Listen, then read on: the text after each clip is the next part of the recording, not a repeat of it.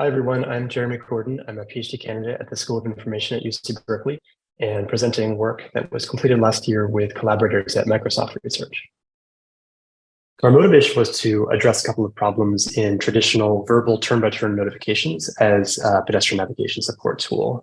And the idea was to bring a couple of ideas from the neuroscience of navigation to design a more kind of low-attention ambient navigation experience. And so the two concepts that we're interested in are called hippocampal preplay and vicarious trial and error. Hippocampal preplay is something seen in rodents in which hippocampal place cells fire in sequence as sort of forward sweeps down candidate paths. And vicarious trial and error is seen as rodents panning their heads left and right as they're at a decision point in a maze, interpreted as considering each of the routes to follow. And these two things are linked as we see preplay synchronized with vicarious trial and error.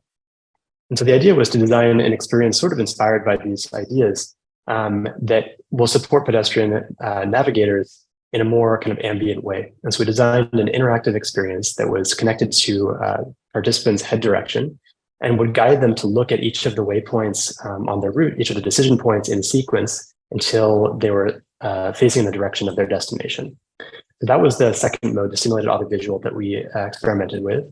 And the first was a simpler isolated audio experience where spatialized audio tones were heard communicating whether to move straight, turn right, or turn left, or whether the destination had been reached. So we ran a feasibility study with 33 participants.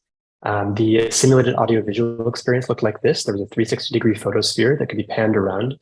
And as the participant panned, they would be hearing the spatial audio cues as they looked at each waypoint in succession. The interface allowed them to click on a sequence of intersections that they thought had been instructed to them. And you can see traces of their responses on the right here.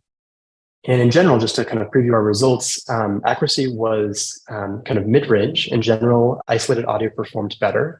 We do see strong learning effects. But the distance to destination on average was just 1 block, so pretty close in most cases for the simulated audio, and was less than 0.6 blocks for the isolated audio. And in general, we see very clear learning effects, especially in the simulated audio visual, where the learning was quite steep.